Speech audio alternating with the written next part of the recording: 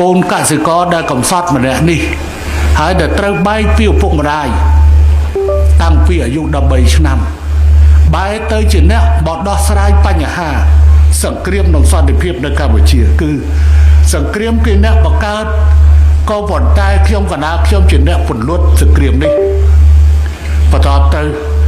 ត្រូវរកវិធីយ៉ាងណាដើម្បីឲ្យប្រទេសនេះអភិវឌ្ឍទៅបាន